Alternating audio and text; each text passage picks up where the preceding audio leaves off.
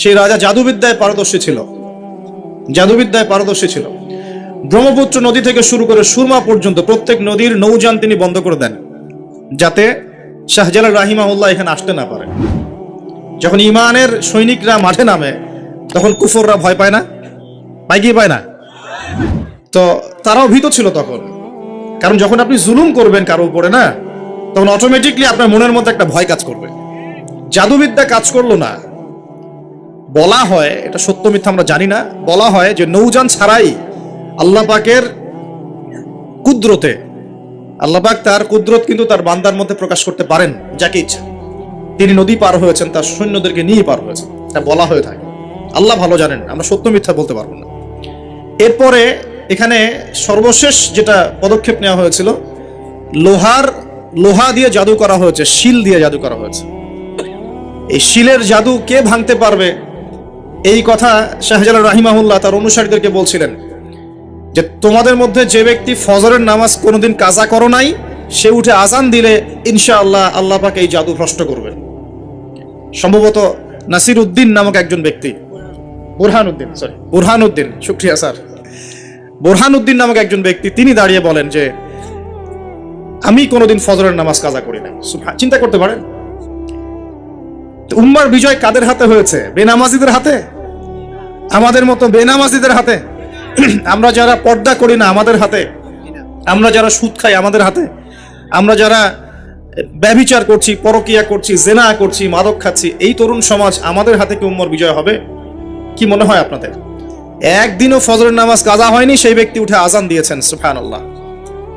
আর শাহজালাল রাহিমাহুল্লাহ তখন বলেছিলেন যে শিল হট, মানে এটা ভেঙে যাওয়ার জন্য। এই শিল এবং হট একত্রিত হয়ে পরবর্তীতে আস্তে আস্তে সিলেট নামটা হয়েছে। তার আগের নাম ছিল জালালাবাদ। কি নাম ছিল? জালালাবাদ। এই যে ইতিহাসগুলো কতজন মানুষ জানে?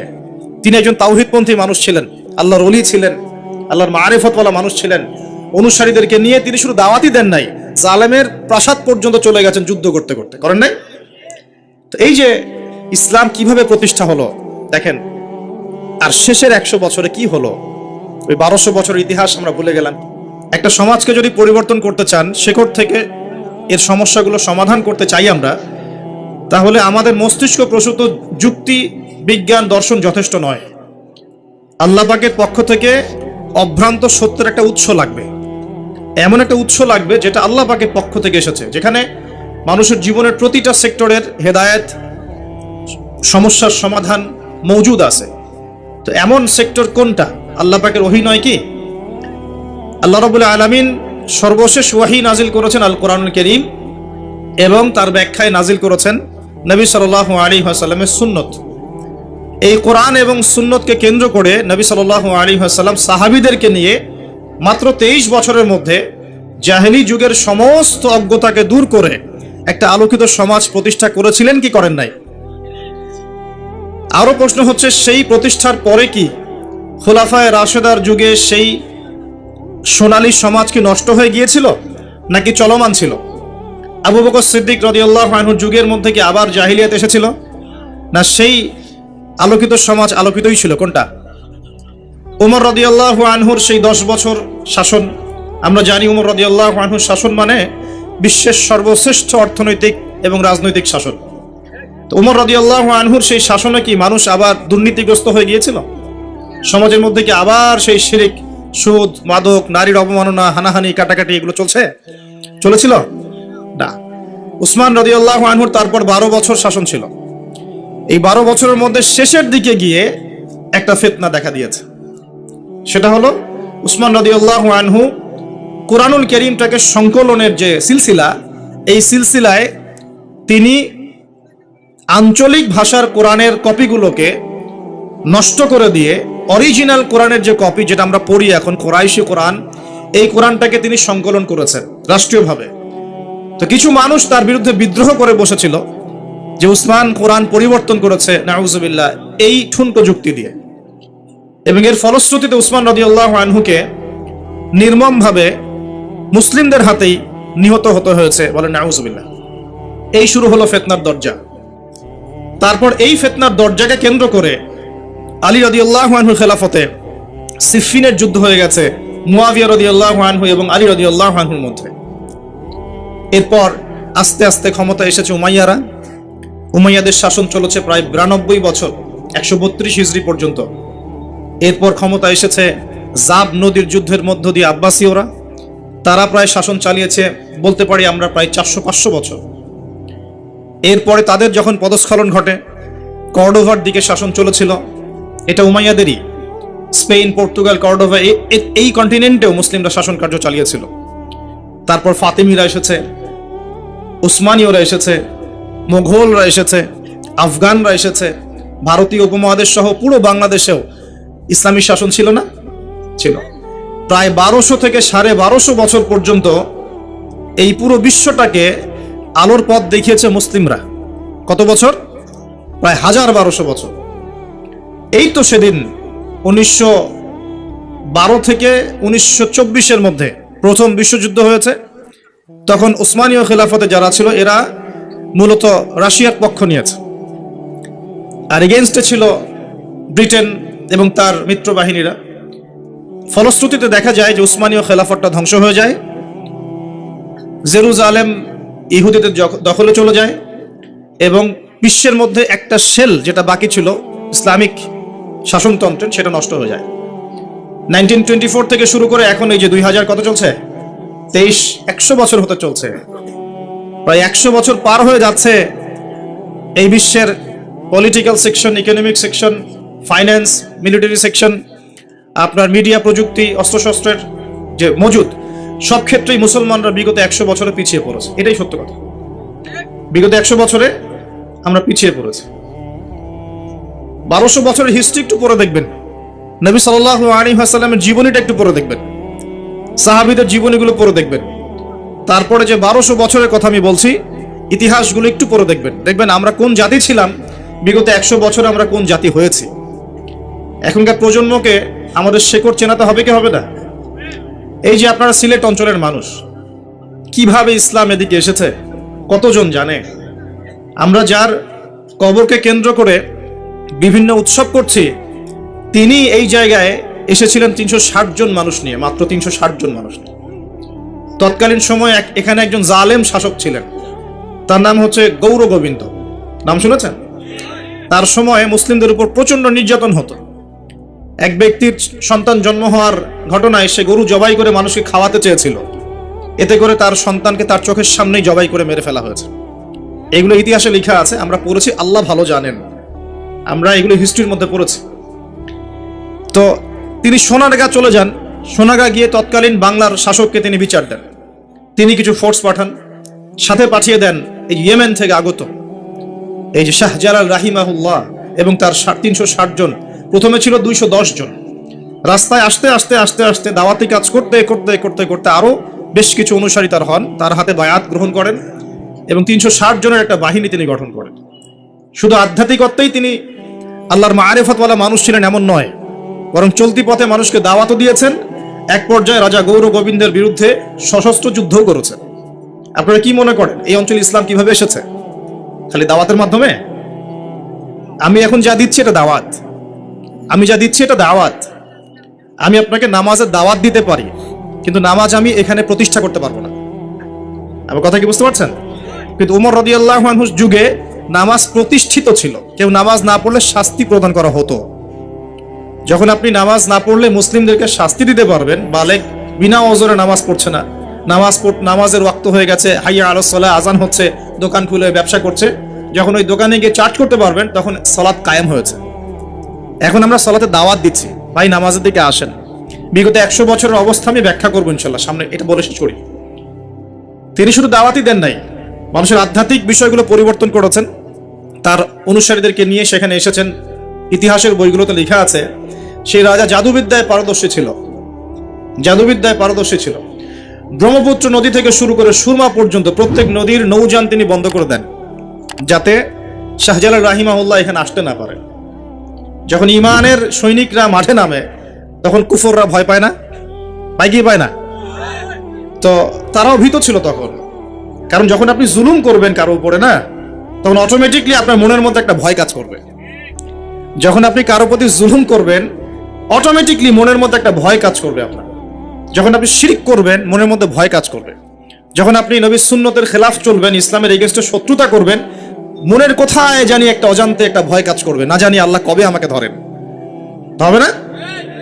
আর যখন আপনি ভিতর থেকে পবিত্র এবং ভিতর থেকে শক্ত যে না আমি ইমানের উপর আছি, আল্লাহর হুকুম আহকাম পালন করছি, নবীর সুন্নত মেনে চলছি, ইসলামের দাওয়াত দিচ্ছি, আপনার ভিতরে কোথায় জানি একটা কনফিডেন্স থাকবে যে আল্লাহ আমার সাথে আছে। আর কেউ থাক না থাক, আল্লাহ আমার সাথে আছে। দুনিয়াতে না হোক, আল্লাহ পরকালে আমার সাথে আছে। দুনিয়া আখিরাত উভয় জাহানেই আল্লাহ পাক সাথে থাকবেন ইনশাআল্লাহ। তো জাদুবিদ্যা কাজ করলো না, বলা হয়, এটা সত্য মিথ্যা আমরা জানি না, বলা হয় যে নৌযান ছাড়াই আল্লাহ পাকের কুদরতে, আল্লাহ পাক তার কুদরত কিন্তু তার বান্দার মধ্যে প্রকাশ করতে পারেন যাকে ইচ্ছা।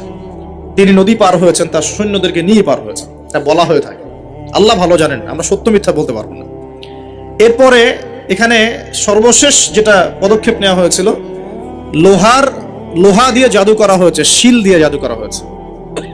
এই শিলের জাদু কে ভাঙতে পারবে, এই কথা শাহজালাল রাহিমাহুল্লাহ তার অনুসারীদেরকে বলছিলেন যে তোমাদের মধ্যে যে ব্যক্তি ফজরের নামাজ কোনোদিন কাজা করো নাই, সে উঠে আজান দিলে ইনশাআল্লাহ আল্লাহ পাক এই জাদু ভ্রষ্ট করবেন। সম্ভবত নাসির উদ্দিন নামক একজন ব্যক্তি, বুরহানুদ্দিন, শুকরিয়া স্যার, বুরহানুদ্দিন নামক একজন ব্যক্তি, তিনি দাঁড়িয়ে বলেন যে আমি কোনোদিন ফজরের নামাজ কাজা করি নাই। চিন্তা করতে পারেন, উম্মার বিজয় কাদের হাতে হয়েছে? বেনামাজিদের হাতে, আমাদের মতো বেনামাজিদের হাতে। আমরা যারা পর্দা করি না আমাদের হাতে, আমরা যারা সুদ খাই আমাদের হাতে, আমরা যারা ব্যভিচার করছি, পরকিয়া করছি, জেনা করছি, মাদক খাচ্ছি, এই তরুণ সমাজ, আমাদের হাতে কি উম্মার বিজয় হবে? কি মনে হয় আপনাদের? একদিনও ফজরের নামাজ কাজা হয়নি, সেই ব্যক্তি উঠে আজান দিয়েছেন, সুবহানাল্লাহ। আর শাহজালাল রাহিমাহুল্লাহ তখন বলেছিলেন যে শিল হট, মানে এটা ভেঙে যাওয়ার জন্য। এই শিল এবং হট একত্রিত হয়ে পরবর্তীতে আস্তে আস্তে সিলেট নামটা হয়েছে। তার আগের নাম ছিল জালালাবাদ। কি নাম ছিল? জালালাবাদ। এই যে ইতিহাসগুলো কতজন মানুষ জানে? তিনি একজন তাওহীদপন্থী মানুষ ছিলেন, আল্লাহর ওলি ছিলেন, আল্লাহর মারিফতওয়ালা মানুষ ছিলেন। অনুসারীদেরকে নিয়ে তিনি শুধু দাওয়াতই দেন নাই, জালেমের প্রাসাদ পর্যন্ত চলে গেছেন যুদ্ধ করতে করতে, করেন নাই? তো এই যে ইসলাম কিভাবে প্রতিষ্ঠা হলো দেখেন। আর শেষের 100 বছরে কি হলো? ওই 1200 বছরের ইতিহাস আমরা ভুলে গেলাম, কি হলো শেষের 100 বছর? আমি আপনাদেরকে ফাইন্ড আউট করছি। দেখুন, লাস্ট 100 বছরে আমাদের মুসলিম উম্মার প্রথম যে সমস্যাটা হয়েছে, এটা হলো আমরা কোরআন এবং সুন্নাহর যে পরিপূর্ণ জ্ঞান অর্জন, এই জ্ঞান অর্জনের পিছনে পর্যাপ্ত মেহনত করছি না। এটা 1 নম্বর পয়েন্ট। আমরা কি সবাই কোরআন পড়তে জানি? হলফ করে বলতে পারবেন প্রত্যেক ব্যক্তি, আপনারা যারা শুনছেন আমার লেকচার, সবাই কোরআন তেলাওয়াত করতে পারেন বিশুদ্ধ করে? তারপরে যদি জিজ্ঞাসা করি আমরা কতজন কোরআনের অন্তত একটা পারা মুখস্থ করেছি, হাত উঁচু করতে পারবেন? তারপর যদি প্রশ্ন করি আমাদের মধ্যে কতজন জীবনে অন্তত একটা বার আলিফ লাম মিম থেকে মিনাল জিন্নাতি ওয়ান নাস পর্যন্ত অর্থ সহ পড়েছি অন্তত একবার আল্লাহর কিতাব, হাত উঁচু করতে পারবেন? আমাকে উত্তর দেন তাহলে, বিগত 100 বছরের উম্মার অবস্থা এমন হবে না কেন? আমরা কতজন ব্যক্তি 5 ওয়াক্ত নামাজ পড়ি? উঁচু লেভেলের কথাবার্তা বলে আসলে লাভ নাই মাহফিলগুলোতে। আমি এটা শিখেছি মাহফিলে এসে।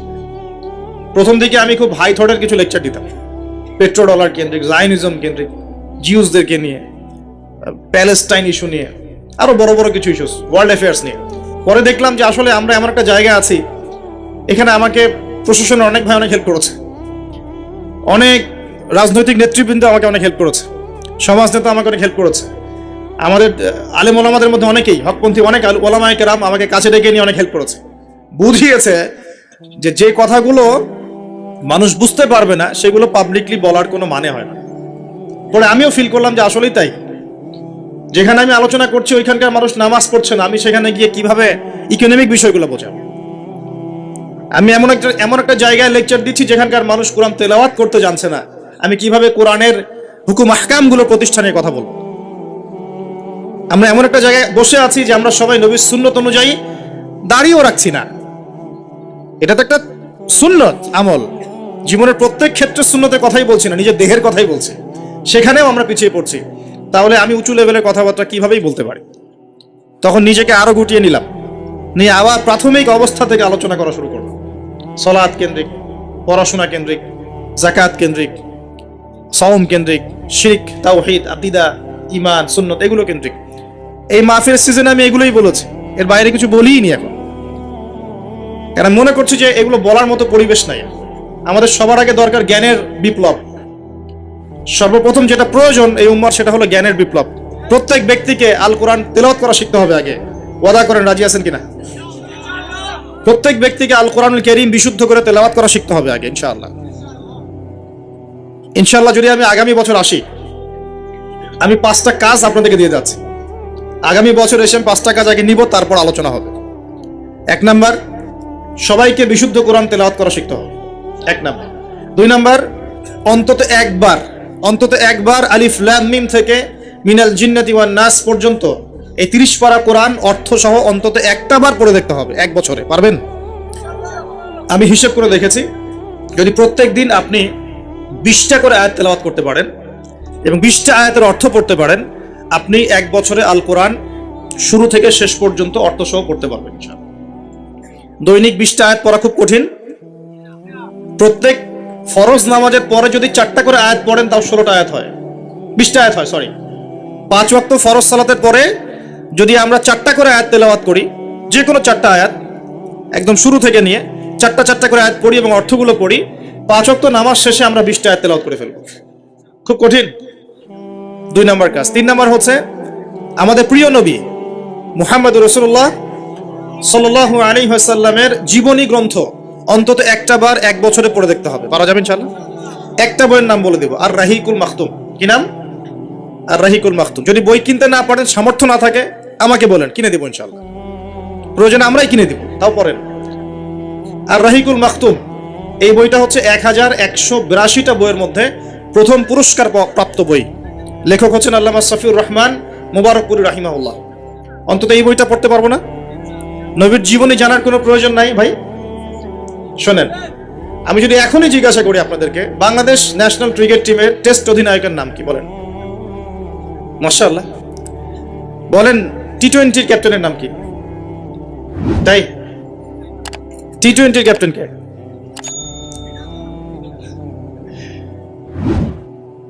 ওডিআই ক্যাপ্টেন কে?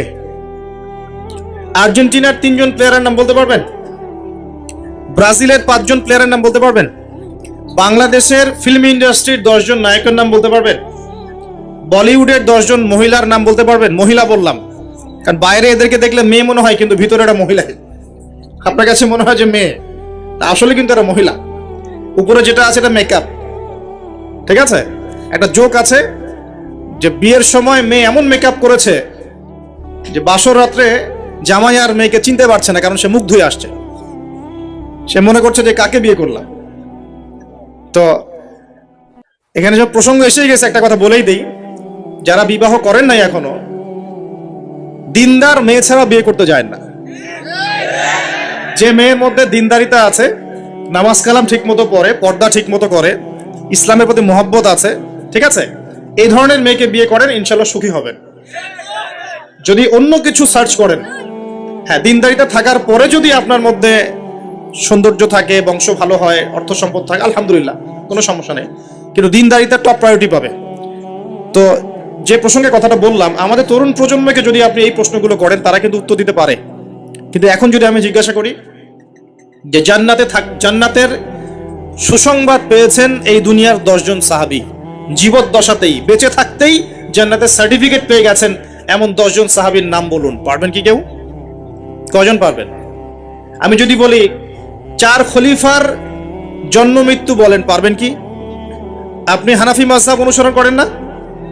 ইমাম আবু হানিফা রাহিমাহুল্লাহর আসল নাম কি বলেন দেখি? কতজন পারলেন? দেখলেন? তার জন্ম কত হিজরি, মৃত্যু কত হিজরি বলতে পারবেন? 80 হিজরি জন্ম, মৃত্যু 150। একজন বলতে পেরেছেন। দেখেন, বেসিক ঈমান ভঙ্গের কারণ কয়টা জানেন? ঈমান ভঙ্গের 10টা কারণ আছে, কে বলতে পারবে? আচ্ছা, ঈমান কঠিন হলো, ওযু ভঙ্গের কারণ কয়টা, কে বলতে পারবে? ফরজ গোসলের নিয়ম কানুন। তো বেসিক কিছু প্রশ্নের উত্তর কিন্তু আমরা বলতে পারি না। আল কোরআনে আল্লাহ পাক কতজন নবী রাসূলের কথা বলেছেন? কতজন? 25 জন। কোরআনে কতগুলো সূরা আছে? আল কোরআনে আয়াত সংখ্যা কত? একদম ভুল, 6236। তো শুনুন, এই যে বেসিক প্রশ্ন, কমন জিনিসগুলো যারা আমরা জানি না, অথচ আমরা মাশাআল্লাহ বলিউড, হলিউড, খেলাধুলার জগৎ সব একা করে ফেলেছি। বলেন এই তরুণ প্রজন্মকে দিয়ে কি ইসলামের বিজয় হবে কিনা? কি মনে হয় আপনাদের? বিগত 100 বছরে আমরা কি করেছি এই জায়গাটা একটু দেখেন। প্রথমত আমরা দিনের বেসিক যে পড়াশোনার জ্ঞান অর্জন, এই জ্ঞান অর্জন থেকে আমরা মোটামুটি পিছিয়ে যাচ্ছি। আমরা মনে করছি যে এগুলো আলেম ওলামাদেরই কাজ, দায়ীদের, বক্তাদের, তাদেরই কাজ দিনকে নিয়ে ফিকির করা, আমাদের কোনো দায়িত্ব নাই। এটা কি ঠিক হবে? এই দিন কি আমাদের সবার না? বাংলাদেশ একটা রাষ্ট্র, বাংলাদেশ রাষ্ট্রটা কি শুধু পলিটিশিয়ানদের দ্বারাই টিকে থাকে? এখানে সাধারণ জনগণ আছে, পুলিশ প্রশাসন আছে, যুবক যুবতী আছে, শিশুরা আছে, বিভিন্ন অর্থনৈতিক সেক্টরে মানুষ আছে, ফাইন্যান্সের ক্ষেত্রে মানুষ আছে, মিলস, ইন্ডাস্ট্রিজ, ফ্যাক্টরিজ আছে, অনেক কিছু আছে। সবকিছু মিলেই কি একটা জাতি না? এখন যদি মনে একটা অংশের মানুষ দায়িত্ব ছেড়ে দেয়, শুধু প্রশাসন বলে যে আমরা দায়িত্ব পালন করবো না, আপনারা বোঝেন, তাহলে এই পুরো দেশের সিস্টেমটা কলাপস করবে না? শুধু ব্যাংকিং সিস্টেমের মানুষরা যদি বলে আমরা আর ব্যাংক চালাবো না, আপনারা চালান, যা করেন করেন, এই দেশের ইকোনমিক সেকশনটা কলাপস করবে না? যদি ব্যবসায়ীরা বলে আমরা কোনো ব্যবসা করবো না, শুধু এই যে এক্সপোর্ট ইম্পোর্ট অথবা এই যে ট্রানজাকশন, মানে বাস ট্রাক যেটা আমরা বলি, শ্রমিক, মোটর শ্রমিক, তারাই যদি বলে আমরা আর গাড়ি ঘোড়া চালাবো না, জনগণ ভোগান্তিতে পড়বে না? একটা রাষ্ট্র বলেন, সমাজ বলেন, উম্মাহ বলেন, টিকে থাকে সবার প্রচেষ্টার উপরে। সবাই যখন যার যার জায়গা থেকে তার দায়িত্ব পালন করে, তখন সে রাষ্ট্রের বিজয় কেউ ঠেকাতে পারে? কেউ পারবে না ইনশাআল্লাহ। একই জিনিস উম্মার ক্ষেত্রেও।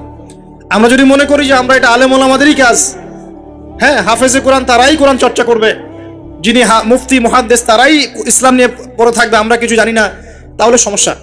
আমাদের বেসিক জ্ঞান সবাইকে অর্জন করা উচিত। রাসূল সাল্লাল্লাহু আলাইহি ওয়াসাল্লাম বলছেন, তালাবুল ইলমি ফরিদা আলা কুল্লি মুসলিম, প্রত্যেক মুসলমানের উপরে দিনের জ্ঞান অর্জন করাটা ফরজ করা হয়েছে। আমরা কি পড়াশোনা করবো ইনশাআল্লাহ? একটু বেসিক পড়াশোনা করবেন, কোরআন পড়াটা শিখুন, অন্তত পক্ষে নবী সাল্লাল্লাহু আলাইহি ওয়াসাল্লামের 40টা হাদিস মুখস্থ করেন, বেসিক কিতাবগুলো পড়েন, যেমন রিয়াদুস সালেহিন, বুলুগুল মারাম, মিশকাতুল মাসাবি, হাদিস আরবাঈন, ফয়জুল কালাম, বেসিক বইগুলো একটু পড়ার চেষ্টা করেন। নবী সিরাতগুলো পড়েন, ইসলামের ইতিহাসগুলো পড়েন, আকীদার বইগুলো পড়েন। এরপরে আপনি কোনো মাসআলায় ঠেকে গেলে ইমাম সাহেব আছেন, আলেম আছেন, মুহাদ্দিস আছেন, মুফতিরা আছেন, তাদেরকে জিজ্ঞাসা করবেন এবং তাদের সাথে পরামর্শ না করে দিন পালন করবেন না, অবশ্যই পরামর্শ করবেন। আল্লাহ পাক তৌফিক এনায়েত করুন। কাজ দিয়ে যাচ্ছি, কোরআন তেলাওয়াত শিখতে হবে, নবীর জীবনে একবার পড়তে হবে, একবার টপ টু বটম কোরআনের অর্থ পড়বেন। আরেকটা কাজ দিব, সেটা হলো নবী সাল্লাল্লাহু আলাইহি ওয়াসাল্লামের 40 হাদিস কমপক্ষে মুখস্থ করতে হবে। পারা যাবে ইনশাআল্লাহ? 1 বছর সময় থাকলো, পারবেন তো ইনশাআল্লাহ? উম্মাহ পিছিয়ে পড়ার কারণ প্রথমত জ্ঞান থেকে পিছিয়ে পড়া। শুধু এই জ্ঞান নয়, আমরা কিন্তু অনেক ক্ষেত্রে বিশ্বে যে জ্ঞানগুলো মানে প্রয়োজন হচ্ছে, যেমন আইসিটি, আপনার medical science, engineering, philosophy, economics, geopolitics, যে বিশ্বকে ডিল করতে যে জ্ঞানগুলো দরকার, এই জ্ঞানগুলো অর্জনের ক্ষেত্রেও কিন্তু আমরা অনেকে পিছিয়ে পড়ছি না? পড়ছি কি না? একজন ইমাম সাহেব কেন জানবেন না যে ওয়ার্ল্ডে কি হচ্ছে? কেন জানবেন না? জানা উচিত কিনা? একজন মুফতি সাহেব কেন বুঝবেন না যে বিশ্বের অর্থনীতি কিভাবে চলছে? কেন বুঝবেন না? বুঝতে হবে কিনা? না হলে বিশ্বকে আমি ডিল করবো কিভাবে? অতএব এই জেনারেল সেকশনের পড়াশোনা এটাও ফেলে দেওয়া যাবে না। কথা বুঝতে পারছেন? জেনারেল সেকশনের পড়াশোনাটাকেও ফেলে দেওয়া যাবে না, বরং এই পড়াশোনাটাকে ইসলামের সাথে কম্বাইন্ড করে আপনাকে আগামীতে চলতে হবে। পারা যাবে ইনশাআল্লাহ? আল্লাহ পাক তৌফিক দেন। অনেকে ভাই দেখি নামাজ শুরু করেছেন, এখন মাদ্রাসায় ভর্তি হতে যাচ্ছেন, এদিকে আপনি অনার্স পড়া শুরু করেছেন, হ্যাঁ, মাস্টার্স দিচ্ছেন, বলছেন এখন আর অনার্স মাস্টার্স ভালো লাগে না, আমি সব বাদ দিয়ে মাদ্রাসায় ভর্তি হব। সবাই কি মাদ্রাসায় পড়তে পারবে? সম্ভব? আপনি যে সাবজেক্টে পড়ছেন ওই সাবজেক্টে পড়াটা শেষ করে ওই জ্ঞানটাকে আপনি ইসলামের কল্যাণে কাজে লাগানোর চেষ্টা করেন। আমরা যদি চাই যে আমাদের দুনিয়ার সাফল্য আসুক, পরকালে মুক্তি পাই, তো যেখান থেকে পিছিয়ে পড়েছি ওই জায়গাগুলো পূরণ করতে হবে। 1 নাম্বার পিছিয়ে পড়েছি আমরা জ্ঞান অর্জনের চর্চা থেকে। আমি রিকোয়েস্ট করব প্রত্যেক মুসলমান ভাই যেন দিনের অন্তত বেসিক পড়াশোনাগুলো করেন, জ্ঞান অর্জন করেন। আল্লাহ পাক তৌফিক এনায়েত করুন। আমিন। সবচেয়ে বেশি প্রয়োজন আমাদের জ্ঞানের বিপ্লব, এবং এই জ্ঞান চর্চার মধ্য দিয়ে ইনশাআল্লাহ আমরা সমাজ পরিবর্তন করবো ইনশাআল্লাহ তাআলা।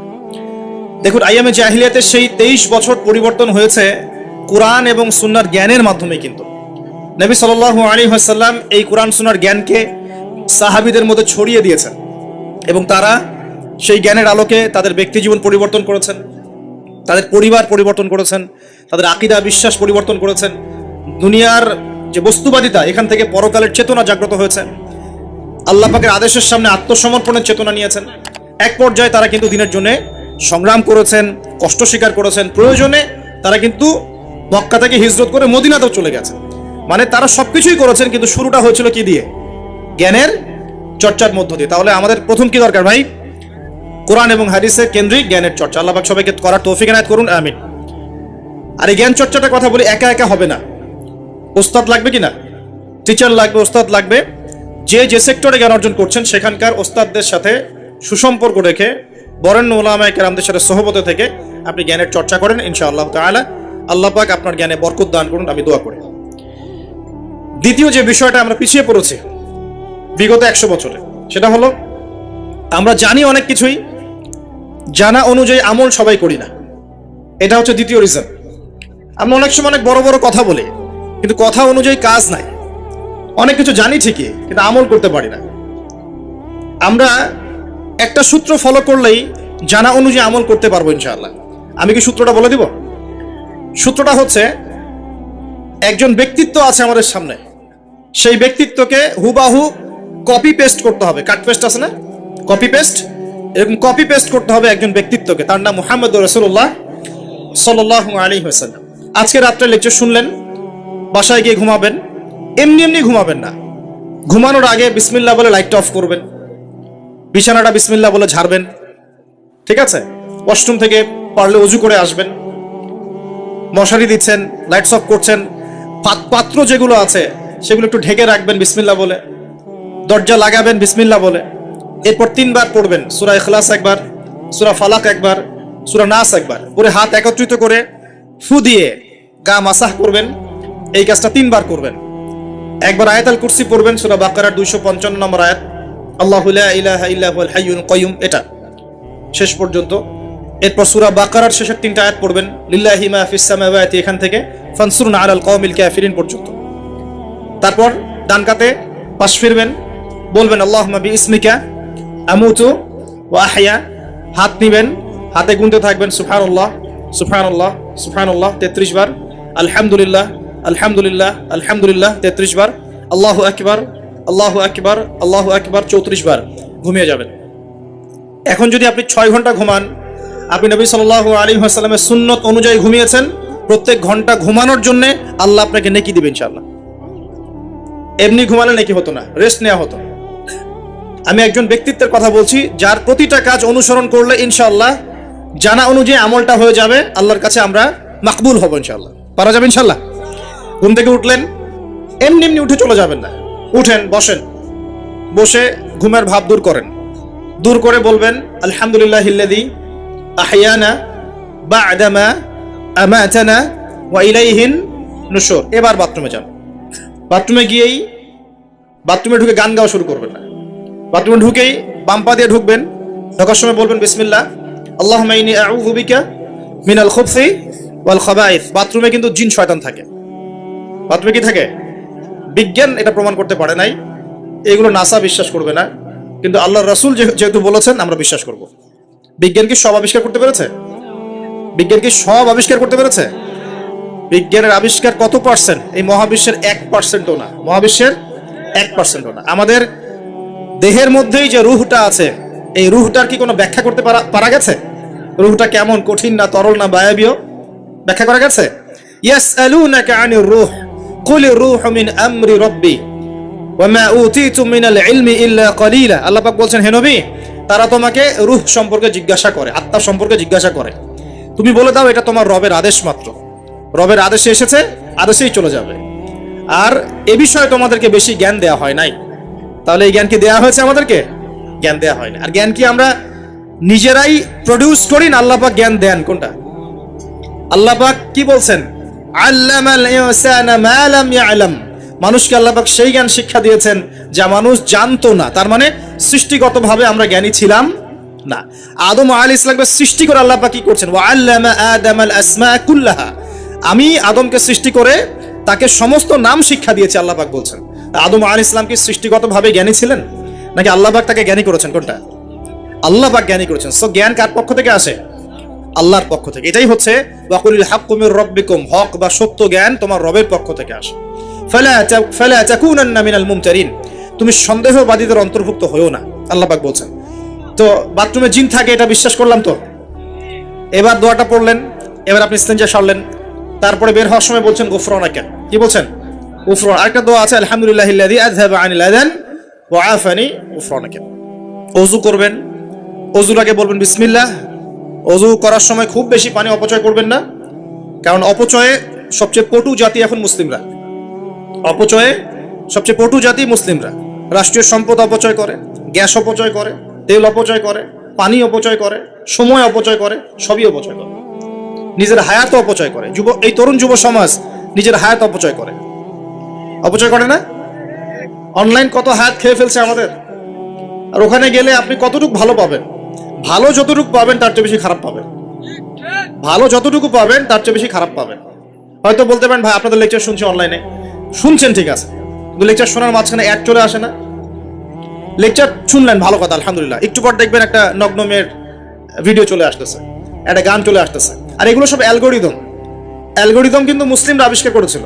এখন সেই অ্যালগোরিদম নিয়ে পশ্চিমারা কি করেছে? অ্যালগোরিদম দিয়ে আপনার ব্রেনটাকে সেট করা হয়েছে। মানে আপনি যেই ভিডিওটা একটু বেশি সময় দেখবেন, ঠিক আছে, বা যে বিষয়ে একটু কথাবার্তা বলবেন, দেখবেন সেটা ওরা ক্যাচ করবে। ক্যাচ করে আপনি যখন পরে এই ফেসবুকে ঢুকবেন, দেখবেন সেই ভিডিও আপনার সামনে, ওই সিমিলার ভিডিওস আপনার সামনে আসতেই আছে, আসতেই আছে, আসতেই আছে। ওরা কিন্তু অ্যালগোরিদম দিয়ে আপনাকে ট্রেস করেছে। মানে আপনি ফেসবুক চালাচ্ছেন না, ফেসবুক আপনাকে চালাচ্ছে এখন। কথা বুঝতে পারছেন? আচ্ছা, আসুন সামনে যাই। এবার ওযু করলেন, প্রথমে বিসমিল্লাহ বললেন, শেষে বলবেন কি? আশহাদু আল্লা ইলাহা ইল্লাল্লাহ ওয়াহদাহু লা শারীকা লাহু ওয়া আশহাদু আন্না মুহাম্মাদান আবদুহু ওয়া রাসূলুহু। তার আগে মেসওয়াক করে নেবেন। কি করবেন? মেসওয়াক মানে ব্রাশ, ঠিক আছে, কোনো সমস্যা নেই। ব্রাশ করছেন, ওকে, আদায় হয়ে গেছে ইনশাআল্লাহ। মুখ পরিষ্কার করা, দুর্গন্ধ দূর করা। এই যে ওযু করলেন সুন্দর করে নবী সাল্লাল্লাহু আলাইহি ওয়াসাল্লামের মতো, আল্লাহর নবী বলছেন যে ওই ব্যক্তির জন্য জান্নাতের 8টা দরজা খুলে যাবে ইনশাআল্লাহ। জান্নাতের 8টা দরজা ওই ব্যক্তির জন্য খুলে যাবে ইনশাআল্লাহ তাআলা। এবার আপনি কাপড় পরছেন, এমনি এমনি পড়লে নাকি নাই, পড়ার সময় ডান দিক থেকে পড়ছেন এবং বলছেন আলহামদুলিল্লাহিল্লাযী কাসানি হাযা ওয়া রাযাকানিহি মিন গায়রি হাওলিন মিন্নি ওয়ালা কুওয়া। আপনি কাপড় পরলেও নাকি পাচ্ছেন আলহামদুলিল্লাহ। আয়না দেখছেন, ফ্রেশ হচ্ছেন, চুল আঁচড়াচ্ছেন, আপনি ডান দিক থেকে স্টার্ট করেন। এবং এখানে বলে রাখি যে বর্তমান যে চুলের কাটিং গুলো চলছে, এইসব কাটিং চলবে না। এই ডানে বামে কোনো চুল নাই আর মাঝখানে চুল দিয়ে, কি বলবো এটা, হ্যাঁ, কুজা বলে আরবি দিয়ে মনে হয় সম্ভবত, এইসব কাট চলবে না। যদি একদম ছোট করতে চান তাহলে সামন পিছন সমান হবে, আর্মি ছাট, একদম একদম সামন পিছন সমান। আর না হলে বাবরি, কাঁধ, কান, কানের লতি এই পর্যন্ত আপনি রাখতে পারেন। যার নাই তার তো প্রশ্নই নাই, যার নাই তার তো আর বলে লাভ নাই। যার আছে, নবীজি বলেছেন সাল্লাল্লাহু আলাইহি ওয়াসাল্লাম, যার চুল আছে সে যেন চুলের যত্ন নেয়। কে বলেছেন? দেখেন, ইসলাম আপনাকে চুল আঁচড়ানো শিখিয়েছে। আপনি ইসলামে কি চাচ্ছেন? ইসলাম এমন একটা দিন বা জীবন ব্যবস্থা যেখানে আপনি জীবনের প্রতিটা বিষয়ের সমাধান তো পাবেনই, ইভেন আপনি চুল কেমন করে আঁচড়াবেন সেটাও ইসলাম আপনাকে শিখাবেন। হায়েজ হয়েছে, নেফাস হয়েছে, হ্যাঁ, ওযু ইস্তেঞ্জা করেছেন, টয়লেট করেছেন, কিভাবে পবিত্রতা অর্জন করবেন, গোসল ফরজ হয়ে গেছে, কিভাবে গোসল করবেন, কিভাবে নামাজ পড়বেন, কিভাবে পরিবার চালাবেন, কেমন করে ব্যবসা করবেন, কেমন করে সমাজ চালাবেন, কোন বিষয়টা বলা বাকি আছে কোরআন এবং হাদিসে? বলেন তো, একটা বিষয় দেখাতে পারবেন যেটা কোরআন এবং সুন্নায় নাই? এটাই তো প্রমাণ করে যে ইসলাম আল্লাহ রাব্বুল আলামিনের পক্ষ থেকে নাজিলকৃত সর্বশ্রেষ্ঠ এবং আসমানি গ্রন্থ, আসমানি দিন, যেটা আল্লাহ পাক জমিনবাসীর জন্য নাজিল করেছেন। কিভাবে আপনি কম্পেয়ার করবেন কোনটা সত্য কোনটা মিথ্যা? আপনি সবগুলো ধর্মগ্রন্থ নিয়ে বসে দেখেন যে প্রত্যেকটা ধর্মগ্রন্থের মধ্যে কি জীবনের প্রতিটা বিষয়ের সমাধান আছে কি নাই, ঘেটে দেখেন।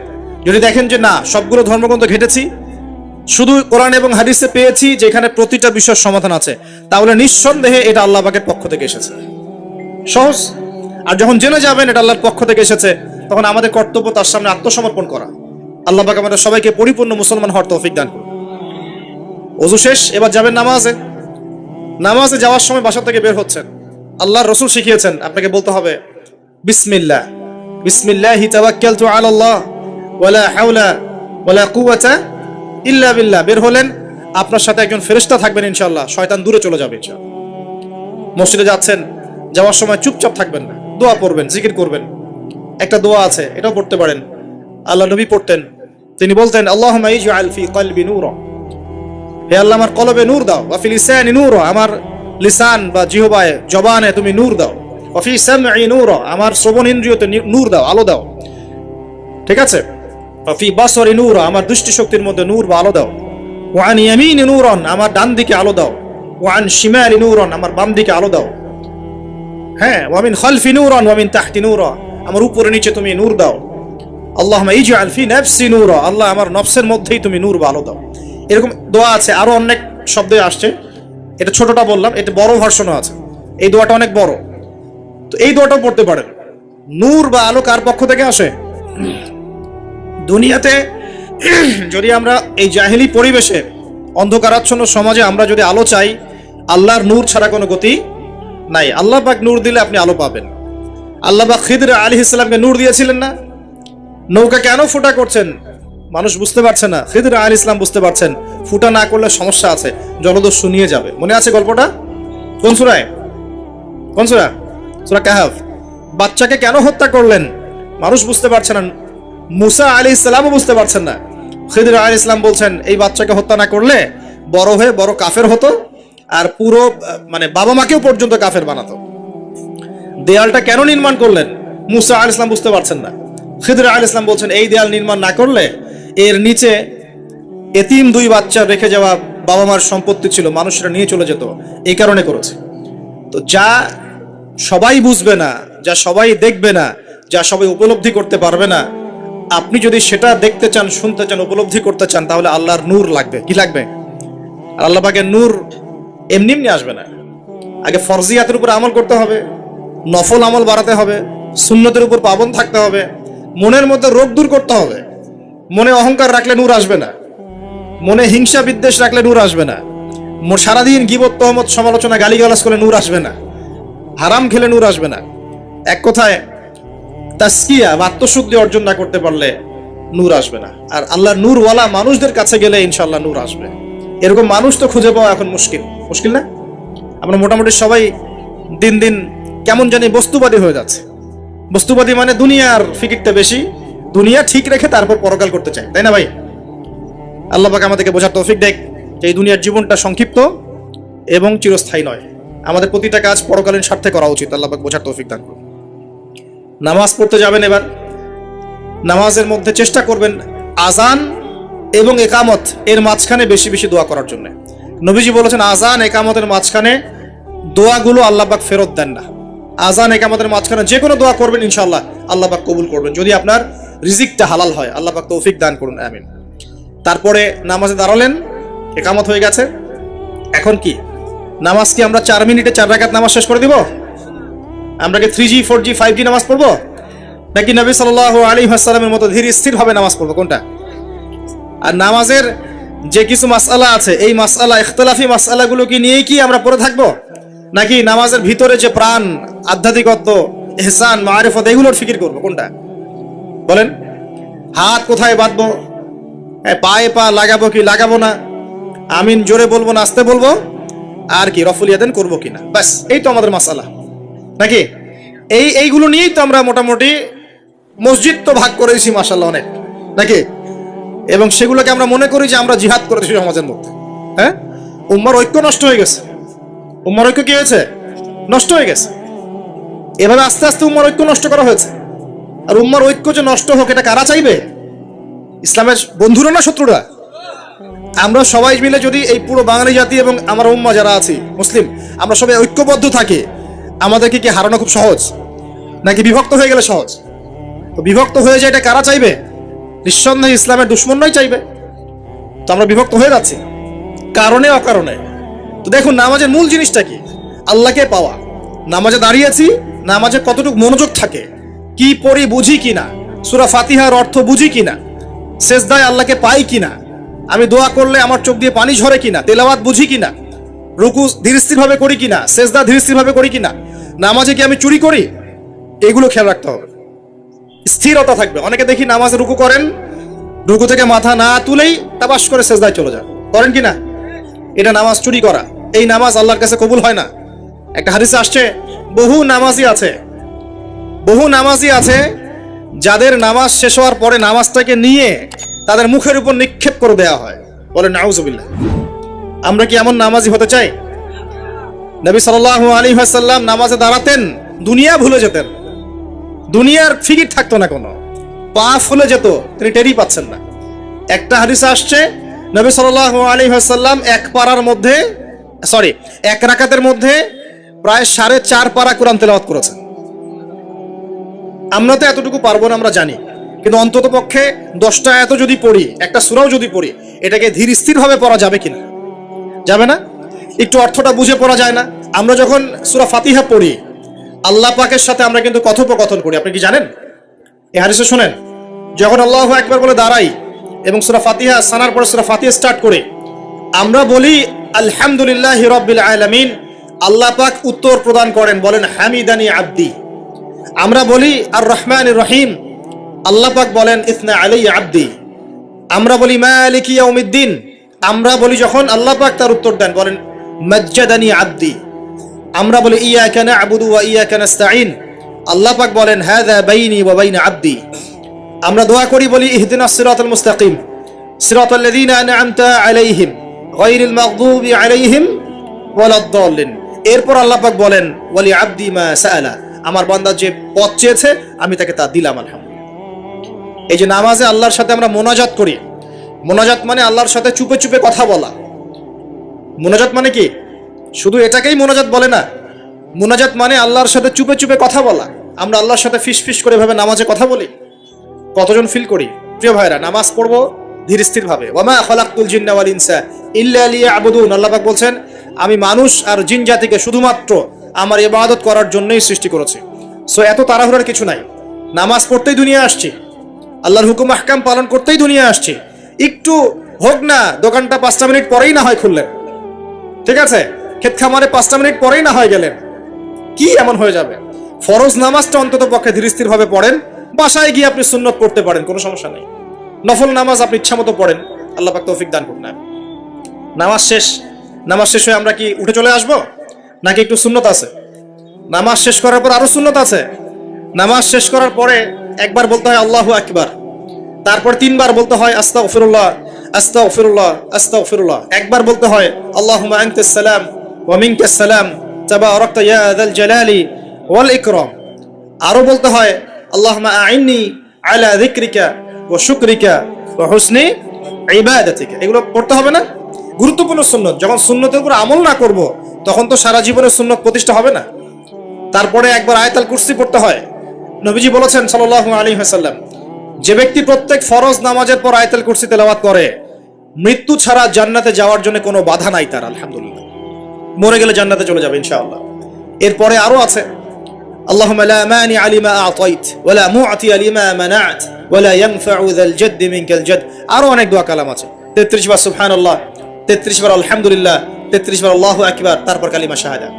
তারপরে একবার সূরা ফালাক, একবার সূরা নাস, একবার সূরা ইখলাস। এগুলো পড়ে উঠে আসবেন। আমরা কিন্তু এই সুন্নগুলোর চাইতে এখন ওই মোনাজাতকে বেশি গুরুত্ব দেই, তাই না? মোনাজাত করলেন, উঠে চলে গেলেন, সুন্নতগুলো আমল করবে কে? মোনাজাত তো অপেক্ষায় বসে আছেন, সালাম ফিরানো হয়ে গেছে, ব্যাস মোনাজাত 1 মিনিট শেষ, আলহামদুলিল্লাহ শেষ করলেন, কিন্তু সুন্নতগুলো আমল করবে কে? সুন্নতটা কি সরে গেল না? আমি তর্ক করতে আসিনি এই বিষয় নিয়ে। করেন বুঝলাম, আপনি করেন, ঠিক আছে করেন, কিন্তু সুন্নত আমলটা করবে কে? এই জিকির আজগার তাসবিহ তাহলিলগুলো কে পড়বে? তাহলে ওগুলো তো পড়তে হবে নাকি? ওগুলো তো পড়তে হবে। তাসবিহ তাহলিল জিকির আজগার শেষ করেন, আল্লাহ পাক তৌফিক এনায়েত করুন, আমিন। এরপরে আসেন, এবার যে নামাজ থেকে বের হয়ে গেলাম, এখন কেউ যাবে চাকরি ক্ষেত্রে, কেউ ব্যবসায়, কেউ পড়াশোনায়, হ্যাঁ, কেউ সমাজে, বিভিন্ন জন বিভিন্ন জায়গায় চলে যাবো না নামাজ শেষে? আচ্ছা, এখন ঘুমালাম নবীর মতো, উঠলাম নবীর মতো, দাঁত ব্রাশ করলাম, মাশাআল্লাহ, মেসওয়াক করলাম, ওযু করলাম, ইস্তিনজা করলাম, নামাজে গেলাম, নামাজও পড়লাম, সবকিছু নবীর মতোই করলাম সাল্লাল্লাহু আলাইহি ওয়াসাল্লাম। এখন কি ব্যবসায় গিয়ে মাপে কম দিতে পারবো? বলেন, কথা বলেন। এখন আসল জায়গায় আসেন। নামাজ তো আলহামদুলিল্লাহ পড়লাম, জিকির আজগার করলাম, তাসবিহ তাহলিল করলাম, কোরআনও তেলাওয়াত করলাম, মাশাআল্লাহ। আল্লাহ পাককে বলে আসলাম, আল্লাহ তোমারই ইবাদত করি, তোমার কাছেই সাহায্য চাই, আর কারো কাছে চাই না। এখন কি বের হয়ে আমি যখন চাকরিতে যাব বা ব্যবসায় যাব বা অন্যান্য সেকশনে যাব, এখন কি আমি ব্যবসায় গিয়ে মাপে কম দিতে পারবো কিনা? এখন কি আমি পণ্যে ভেজাল দিতে পারবো কিনা? এখন কি আমি মিথ্যা কসম করে পণ্য বিক্রি করতে পারবো কিনা? এখন চাকরি ক্ষেত্রে গেলে আমি কি ঘুষ নিতে পারবো কিনা? আমি কি সুদ খাইতে পারবো কিনা? আমি কি বাজারে কৃত্রিম সিন্ডিকেট তৈরি করতে পারবো কিনা? বাজারে একটা রেট চলছে, আমরা পলিসি করে দামটাকে মজুত করে বাড়াই দিলাম, মানুষকে একটা ভোগান্তিতে ফেললাম, পারবো কিনা? এখানে গিয়ে আমানতের খেয়ানত করতে পারবো কিনা? দায়িত্ব অবহেলা করতে পারবো কিনা? এখানে গিয়ে আমি দুনিয়ার সামান্য স্বার্থে পরকাল বিসর্জন দিতে পারবো কিনা? পারবো? যদি পারি তাহলে আমরা শুধু নামাজে মুসলিম হয়েছি, জীবনের সব ক্ষেত্রে এখনো মুসলিম হতে পারি নাই। আর যদি আমরা জীবনের সব ক্ষেত্রে মুসলমান হতে পারি তাহলে ইসলামের বিজয় আসবে ইনশাআল্লাহ। আমার কথা কি বোঝা যাচ্ছে না? কঠিন হচ্ছে? এখন পরিবারে আসলাম, তো পরিবারটা ইসলামী আদর্শে করবো না? আমার বাচ্চা কাচ্চা ইসলাম শিখবে না? আমাদের বাসার মেয়েরা মায়েরা পর্দা করবে না? আমার বাসায় তালিম থাকবে না? নাকি অপসংস্কৃতি থাকবে? নামাজ পড়ে এসেই রিমোটটা নিয়ে বসে যাব এই বেহায়া সিরিয়াল দেখার জন্য? নাকি মোবাইল ফোনে ঢুকে যাব পর্নোগ্রাফি দেখার জন্য? নামাজ পড়ে বের হয়ে কি সিগারেট ধরাবো? বন্ধুদের পাল্লায় বসে মাদকের আসরে বসবো? নাকি মেয়ের পিছনে ঘুরবো? নামাজ তো পড়লাম, এখন কি হবে? প্রিয় ভাইয়েরা, যদি আমরা প্রকৃত অর্থেই মন থেকে নামাজ আদায় করতে পারি, নামাজ যদি কবুল হয়, আল্লাহ রসুল বলছেন নামাজ মানুষকে পাপাচার থেকে দূরে রাখে। আল্লাহ পাকও বলছেন ইন্না সালাত তানহা আনিল ফাহশাই ওয়াল মুনকার, নিশ্চয়ই নামাজ মানুষকে সমস্ত পাপাচার থেকে দূরে রাখবে ইনশাআল্লাহ। তার মানে যদি বিশুদ্ধ করে নামাজ পড়তে পারি, আমার পক্ষে সহজ হবে পরিবারটা ইসলামিকভাবে গড়া, আমার পক্ষে সহজ হবে ব্যবসা বাণিজ্য ইসলাম মেনে চলা, চাকরিতে ইসলাম মেনে চলা। সমাজের দায়িত্ব যদি পাই, এখানে কি আমি ন্যায় বিচার করবো না অন্যায় করব? জুলুম করবো না ইনসাফ প্রতিষ্ঠা করব? খেয়ানত করবো না আমানতদারিতা বজায় রাখবো? আল্লাহ পাক তৌফিক এনায়েত করুন যেন জীবনের প্রতিটা ক্ষেত্রে আমরা ইসলাম ফলো করতে পারি। আমরা পিছিয়ে পড়েছি সুন্নতের অবহেলার কারণে, জ্ঞানের চর্চা ছেড়ে দেওয়ার কারণে, জানা অনুযায়ী আমল না করার কারণে, এবং ইসলাম জীবনের সমস্ত ক্ষেত্রে বাস্তবায়ন না করার কারণে। আমি কি বোঝাতে পারছি ভাই? আরো পিছিয়ে পড়েছি হারাম রিজিক খাওয়ার পিছনে। হারাম রিজিক খেয়েছি, দোয়া কবুল হচ্ছে না, পিছিয়ে পড়ছি আমরা পিছিয়ে পড়েছি আমাদের মা বোনদের পর্দার গাফেলতির কারণে। আপনি যদি কোনো সমাজকে ধ্বংস করতে চান, তাহলে ওই সমাজের মধ্যে বেহায়া মেয়েদেরকে, নগ্ন মেয়েদেরকে ছড়িয়ে দেন। যদি আপনি কোনো সমাজকে ধ্বংস করতে চান, যুব সমাজের মধ্যে মাদক ছড়িয়ে দেন। আপনি যদি কোনো সমাজকে ধ্বংস করতে চান, তাহলে সমাজের নেতৃত্ব প্রদানকারী মানুষদেরকে করাপ্টেড বানিয়ে দেন, সমাজ ধ্বংস হয়ে যাবে। আমরা কিন্তু দিন দিন এই কাজগুলো করেছি। আমাদের যুব সমাজের মধ্যে মাদক ছড়িয়ে গেছে না? মেয়েদের মধ্যে বেপরদামি ছড়িয়ে গেছে না? এই তো কয়েকদিন আগে দেখলেন না, ফ্রি মিক্সিং নিয়ে এতদিন ধরে কথা বলে আসছি, দেখলেন না টিচার কি করলো মেয়েদের সাথে? আপনি মেয়েকে পড়াচ্ছেন একজন পুরুষ টিচারকে দিয়ে। 10টা মেয়ে পড়ছে একটা ব্যাচে প্রাইভেট করে, একটা পুরুষ টিচার পড়াচ্ছে। 2 দিন পর ঘটনা ঘটে যাচ্ছে, হচ্ছে না? আমরা এই ফ্রি মিক্সিং মানে নারী পুরুষের অবাধ মেলামেশার ফলে সমাজটা ধ্বংস করে ফেলছি। মেয়েদের একটা ফাংশন আছে, মেয়েদের ফাংশন মেয়েদের ক্ষেত্রে, ছেলেদের ফাংশন ছেলেদের ক্ষেত্রে। একে যখন আপনি মিশ্রিত করে দিবেন, এরকম দুর্ঘটনা ঘটবে, প্রতিনিয়তই ঘটবে, কেউ ঠেকাতে পারবে না। নসিহত করে কি হবে? কারণ নসিহত করে তো সব হচ্ছে না। যাদের হাতে এই ক্ষমতাগুলো আছে, তারা যদি সমাজের মধ্যে ফ্রি মিক্সিংটাকে রোধ করতে পারেন, সমাজের মধ্যে ইনশাল্লাহ দেখবেন একটা সাম্য আসবে, ব্যালেন্স আসবে, এবং ছেলে মেয়েদের মধ্যে এই অবাধ মেলামেশা কমে যাবে ইনশাল্লাহ। অবাধ মেলামেশার ফলে জেনা বেড়েছে, ধর্ষণ বেড়েছে, পরকীয়া বেড়েছে, আর অনেক কিছু হয়েছে। একটা বাচ্চা মেয়ে পর্যন্ত এখন সেফ হচ্ছে না, বাচ্চা মেয়েকে পর্যন্ত মানুষ ধর্ষণ করে দিচ্ছে না? আমরা আমাদের ছেলে মেয়েদের জন্য কোন পরিবেশ সমাজ রেখে যাচ্ছি ভাবতে হবে তো। আল্লাহ পাক আমাদেরকে বোঝার তৌফিক দান করুন। আমাদের মা বোনদেরকে পর্দায় রাখতে হবে। প্রিয় ভাইরা, এটার থেকে গাফেলতির কারণে আমরা পিছিয়ে পড়েছি। আরো পড়েছি ওই যে বললাম দায়িত্বহীনতা, মানে আমরা মনে করি দিনের দায়িত্ব শুধু আলেম ওলামাদের। এই দায়িত্বহীনতার কারণে আমরা সবাই দিনের ক্ষেত্রে আস্তে আস্তে আস্তে অনেকটা পিছিয়ে আসছি। আরো আছে কারণ হচ্ছে ইসলামের ভিতরে, ইসলামের লেবাসে পোশাকে অনেক মুনাফিক ঘোরাফেরা করছে, এরাও ইসলামকে পিছিয়ে দিচ্ছে। ইসলামের প্রকাশ্য শত্রু যারা সারা বিশ্ব থেকে মুসলিমদের নাম নিশান মিটিয়ে ফেলতে চায়, এরা বিভিন্ন এজেন্ডা মুসলিম সমাজে বাস্তবায়ন করছে। এই সমাজের এই এজেন্ডাগুলোর কারণেও মুসলমানরা আজকে পিছিয়ে পড়ছে।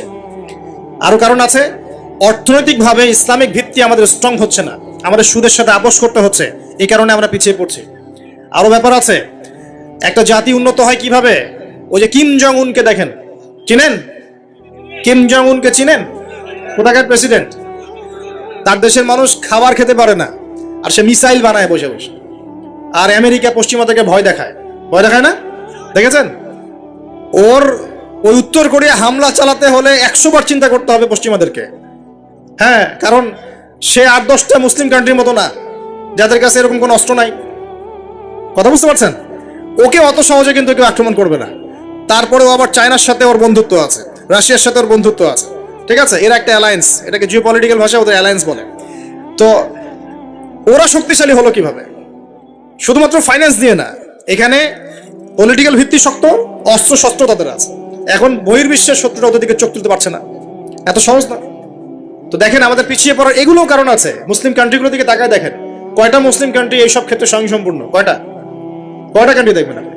হ্যাঁ, বিশ্বকাপ আয়োজন করে বেড়াচ্ছে, বিশ্বকাপ ফুটবল আয়োজন করে বেড়াচ্ছে, পাশে ইয়েমেন সিরিয়ার মানুষ খেয়ে না খেয়ে মরে যায়, দেখার সুযোগ নাই। কি করছে? ওইখানে বেস ক্যাম্প দিয়ে রেখেছে পশ্চিমাদের জন্য, ওখানে বেস ক্যাম্প ঘাঁটি দিয়ে রেখেছে পশ্চিমাদের জন্য। এবং বহু মুসলিম কান্ট্রি যারা মানে আমাদের কাছে এখন আইডল হয়ে বসে আছে, ভিতরে ভিতরে ইহুদি খ্রিস্টানদের সাথে বন্ধুত্ব করে বসে আছে, তারা উঠতে বললে ওঠে, তারা বসতে বললে বসে, ওদের ইশারায় কাজ করে কিনা? জিও পলিটিক্যাল ভিত্তি দুর্বল, ইকোনমিক ভিত্তি দুর্বল, ফাইন্যান্স দুর্বল, আর আমরা আধ্যাত্মিকত্ব তো দুর্বলই। তো সব মিলিয়ে এই যে 100 বছরে আমরা পিছিয়ে পড়লাম, এখানে 100টা কারণ খুঁজে বের করা যাবে, এত কারণ বলার সময় নেই। এখন প্রসঙ্গে আসেন, এভাবেই কি চলতে থাকবে না উত্তরণের কোনো পথ আছে? আমরা কি চাই যে আমরা সে আবার ওই ইসলামের সোনালী যুগে ফিরতে পারি? আমরা তো মনে হয় চাই না যে আবার ইসলাম ফিরে আসুক পরিপূর্ণরূপে। শোনেন, আমরা চাই বা না চাই, আল্লাহ রাব্বুল আলামিন তার নবীর মাধ্যমে জানিয়ে দিয়েছেন সভ্যতা শেষ হবে একজন নবীর হাতে, তার নাম নবী ঈসা ইবনে মারিয়াম। তিনি 40 বছর এই বিশ্ব শাসন করবেন, তার আগে কিয়ামত হবে না। এই যে আলামতুস সাআ নিয়ে অনেক কথা আমি বলেছি, এটাও শুনে রাখেন, কিয়ামত হবে না ইনশাআল্লাহ যতদিন পর্যন্ত নবী ঈসা ইবনে মারিয়াম আবার না আসছেন এবং 40 বছর বিশ্ব শাসন না করছেন। তিনি কোনো দেশ শাসন করবেন না, পুরো বিশ্ব শাসন করবেন। চিন্তা করতে পারছেন? এখন কি মনে হয় যে মুসলিমরা এরকম জায়গায় যাবে আবারও? আসলে কিন্তু বাইরের চোখ দিয়ে মনে হয় না, কিন্তু সত্যি কথা কি, ইতিহাস এভাবেই টার্ন করবে। কিভাবে করবে, কার মাধ্যমে করবে আল্লাহ পাক জানেন, আমরা জানি না। আমরা যদি না পারি, আল্লাহ আমাদেরকে সরিয়ে দিবেন, সরিয়ে দিয়ে নতুন প্রজন্ম নিয়ে আসবেন। ওরা যদি না পারে, আল্লাহ ওদেরকেও সরিয়ে দিবেন, নতুন জেনারেশন নিয়ে আসবেন। তারাও যদি না পারে, আল্লাহ পাক কি বলছেন শোনেন। আল্লাহ পাক বলছেন সূরা মুহাম্মাদের মধ্যে, ওয়া ইন তাতাওয়াল্লাউ ইয়াস্তাবদিল কওমান গায়রাকুম সুম্মা লা ইয়াকুনু আমসালাকুম। তোমরা মুসলমানরা যদি না পারো, আমি ইহুদি খ্রিস্টান হিন্দু বৌদ্ধ তাদেরকে, কুফফারদেরকে হেদায়েত দিয়ে ইসলামে নিয়ে আসবো, তারা আমার হয়ে লড়বে ইনশাআল্লাহ।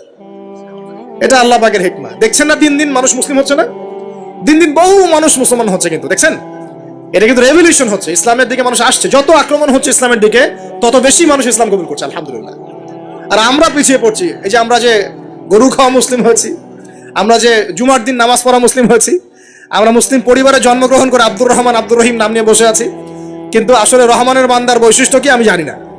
আল্লাহ পাক আমাদেরকে হেফাজত করুন, আমিন। হতাশ হব না আমরা ইনশাআল্লাহ। খালি একবার যদি তওবা করে ফিরে আসি, আল্লাহ পাক দুনিয়াও দিবে ইনশাআল্লাহ, আখিরাতও দিবে ইনশাআল্লাহ। খালি একবার বলতে হবে, আস্তাগফিরুল্লাহাল্লাযী লা ইলাহা ইল্লা হুয়াল হাইয়ুল কাইয়্যুম ওয়া আতুবু ইলাইহি। আল্লাহ, জীবনে যা পাপ করেছি মাফ করে দাও, আগামী জীবনে হায়াত রিজিকে বরকত দাও, এবং পুরো জীবন যেন ইসলাম পালন করতে পারি, প্রচার করতে পারি, প্রসার করতে পারি, মানুষের মাঝখানে দিনের ভালো কথা বলতে পারি, আল্লাহ পাক দিনের বিজয় যেন অংশ নিতে পারি, সে তৌফিক আল্লাহ পাক দান করুন। আল্লাহ পাক কবুল করার মালিক না? একটা কাপড় ধুতে 1 বালতি পানি লাগে, কিন্তু জীবনের সমস্ত গোনা ধুয়ে ফেলতে চোখের 1 ফোঁটা পানি যথেষ্ট ইনশাআল্লাহ। আল্লাহ পাক কবুল করুন, আমিন। কিভাবে উত্তরণ হবে? উত্তর 1 নাম্বার, ভাই 10টা পয়েন্ট বলবো, জাস্ট বলে দিচ্ছি, বিস্তারিত ব্যাখ্যা আপনারা পরে নিজেরা স্টাডি করবেন। প্রথম কথা হচ্ছে, আমাদের সবাইকে তওবা করে ফিরে আসতে হবে। পারবো ইনশাআল্লাহ? আল্লাহ পাক বলেন, তুবু ইলাল্লাহি জামিআন আইয়ুহাল মুমিনুন। হে মুমিনগণ, তোমরা একসাথে ঐক্যবদ্ধভাবে আল্লাহর কাছে তওবা করো, আল্লাহ তোমাদেরকে সফল করবে ইনশাআল্লাহ তাআলা। আমরা তওবা করি, বলি আস্তাগফিরুল্লাহ আল্লাযী লা ইলাহা ইল্লা হুয়াল হাইয়ুল কাইয়্যুম ওয়া আতুবু ইলাইহি। আমরা আল্লাহর কাছে তওবা করছি, আমরা সারা জীবন যে পাপ করেছি আল্লাহ পাক যেন মাফ করে দেন, এবং আমাদের নেক হায়াতে যেন আল্লাহ পাক বরকত দান করেন, এবং আমাদেরকে পুরো জীবন যেন ইসলাম পালন করার তৌফিক দান করেন। মধ্যমপন্থী হবেন, চরমপন্থী হবেন না, ইসলামের নামে কোনো সন্ত্রাসী কর্মকাণ্ডে যাবেন না, আবার শৈথিলতাবাদী হবেন না, গোলালু মার্কা মানে সব তরকারিতে গা ভাসিয়ে দিবেন না। মধ্যমপন্থী থাকবেন, ইনশাআল্লাহ দেখবেন ইসলামের বিজয় হবে ইনশাআল্লাহ। আল্লাহ পাক তৌফিক এনায়েত করুন। 1 নাম্বার কাজ, তওবা করে ফিরে আসা। 2 নাম্বার, আমাদের সবাইকে দ্বীনের জ্ঞান চর্চা করতে হবে। রাজি আছেন ইনশাআল্লাহ? আল্লাহ পাক তৌফিক এনায়েত করুন, আমিন। 3 নাম্বার, অবশ্যই জানা অনুযায়ী সবাইকে আমল করার চেষ্টা করতে হবে, নবীর সুন্নত বাস্তবায়ন করতে হবে। তৌফিক এনায়েত করুন আল্লাহ পাক, আমিন। আল্লাহ পাক আমাকে আগে তৌফিক দান করুন, এরপর আপনাদের সবাইকে তৌফিক দান করুন, যাতে করে আমরা দিনের 24 ঘন্টা প্রতিটা কাজ নবী সাল্লাল্লাহু আলাইহি ওয়াসাল্লামের সুন্নাহ মতো করতে পারি। আমিন। 4 নাম্বার, আমাদের সবাইকেই হালাল রিজিক খাওয়ার চেষ্টা করতে হবে। হালাল রিজিক অল্প হলেও এটাতেই তুষ্ট থাকতে হবে। যদি আমাদের 20,000, 30,000, 50,000 টাকায় মাস চলে যায়, বাইরের দিকে তাকার দরকার নাই। এটুকু সন্তুষ্ট থাকি, দুনিয়ার জীবন ইনশাল্লাহ কেটে যাবে ইনশাআল্লাহ। যার 1 তলা বাড়ি আছে, 2 তলার স্বপ্নে বিভোর হওয়ার প্রয়োজন নাই। 5 তলা আছে, 10 তলার স্বপ্নে বিভোর হওয়ার দরকার নাই। যা আছে সন্তুষ্ট থাকেন, হালালে সন্তুষ্ট থাকেন, ইনশাআল্লাহ এতেই আল্লাহ পাক বরকত দেবেন ইনশাআল্লাহ। আল্লাহ পাক কবুল করুন। আমিন। আল্লাহ পাক ধনী হতে নিষেধ করেন নাই, অর্থ উপার্জন করতেও নিষেধ করেন নাই, কিন্তু মালের হকটা আদায় করতে হবে। আত্মীয়দের হক, পরিবারের হক, প্রতিবেশীর হক, যাকাত, ওসর, ফিতরা, দান সদকা, এই যে দিনের জন্য ব্যয় করা রিজিক থেকে, এগুলো আদায় করলে আপনি ধনী হতে কোনো সমস্যা নেই। বরং উসমান গনি রাদিয়াল্লাহু আনহু কি করেছিলেন? তাবুক যুদ্ধের দিন 30,000 সৈন্যের মধ্যে 10,000 সৈন্যের দায়িত্ব একাই নিয়েছেন। সুবহানাল্লাহ। 3 মাসের যুদ্ধ, মানে 3 মাসের পথ, যাওয়া আসা 3 মাসের পথ। ওই সময় তো এত ফাস্ট ছিল না। 3 মাসের যাওয়া আসার রাস্তা, 30,000 সৈন্য, 1/3 খাওয়া পরা অস্ত্রশস্ত্র সব দায়িত্ব নিয়েছেন একজন ব্যক্তি, উসমান রাদিয়াল্লাহু আনহু। তাহলে কত বড় ধনী ছিলেন চিন্তা করে দেখি একটু। কিভাবে ধনী হয়েছেন? সুদ খেয়েছিলেন না ব্যবসা করেছেন?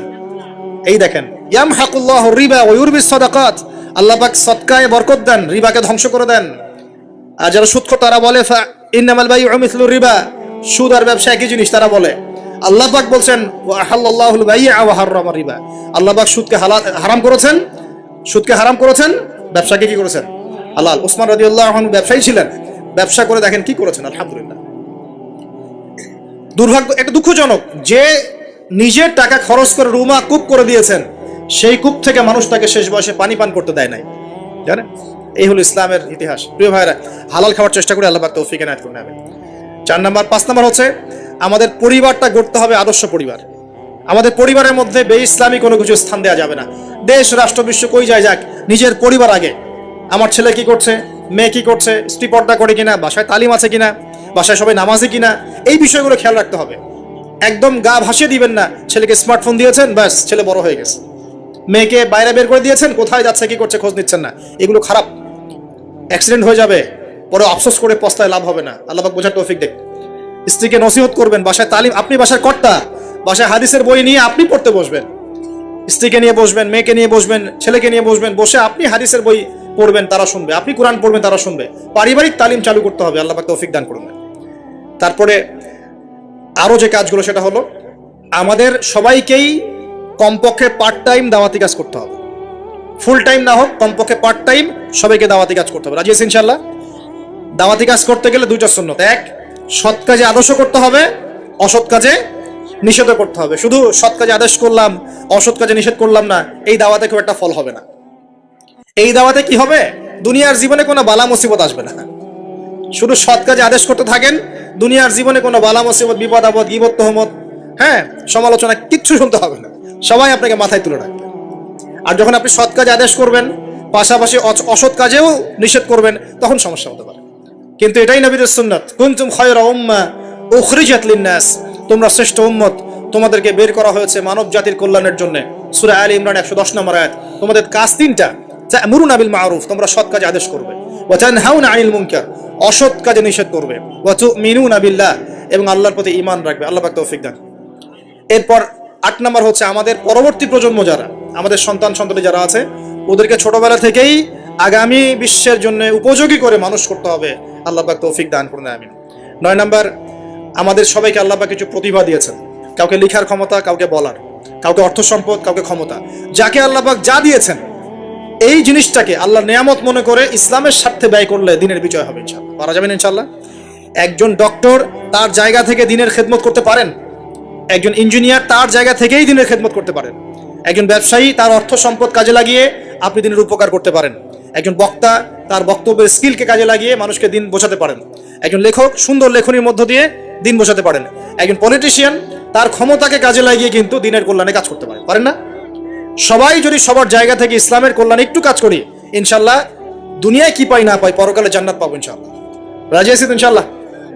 সবশেষ কথা, আমাদের ঊর্ধ্বতন কর্তৃপক্ষ যারা থাকবে, কারোর সাথে কোনো রকম ক্রন্দলে যাওয়ার দরকার নেই। যখন আপনি উম্মতের মধ্যে ক্রন্দলে চলে যাবেন, একে অপর ভাইয়ে ভাইয়ে লড়াই করা শুরু করবেন, তখন উম্মার মধ্যে ফাটল সৃষ্টি হবে, বিভক্তি দেখা দিবে, ঐক্য নষ্ট হয়ে যাবে, শক্তি কমে যাবে, ইসলামের ভিতরের বাইরের শত্রুরা সুযোগ পেয়ে যাবে, তখন আমাদের ক্ষতি হবে, উপকার হবে না। এই কথাটা ভালো করে বোঝার চেষ্টা করবেন। আল্লাহ পাক আমাদেরকে বলেছেন নসিহত করতে, উত্তম নসিহত করতে, যেন তারা ভুলটা বুঝতে পারেন। আমাদের কাজ ফাযাক্কিরিন মা আনতা মুযাক্কির, তুমি উপদেশ দাও, তুমি শুধু উপদেশ দাতা। লাস্তা আলাইহিম বিমুসাইতির, তুমি কারো প্রতি দারোগা নও, জোর করে চাপিয়ে কিছু করার দরকার নাই, কিছু করতে হবে না। সত্যকে সত্যের রূপে উপস্থাপন করবেন, মিথ্যাকে মিথ্যার রূপে উপস্থাপন করবেন। মানবে কি মানবে না, কে গ্রহণ করবে করবে না, এটা সম্পূর্ণ তাদের ব্যক্তিগত ব্যাপার। যদি করে আল্লাহ পাক দুনিয়ায় সম্মানিত করবে, পরকালে করবে ইনশাল্লাহ। যদি না করে তার ফয়সালা আল্লাহর হাতে, আমাদের দায়িত্ব শেষ। আল্লাহ রাব্বুল আলামিন আমাদের সবাইকে কথাগুলো বোঝার এবং আমল করার তৌফিক এনায়েত করুন, আমিন।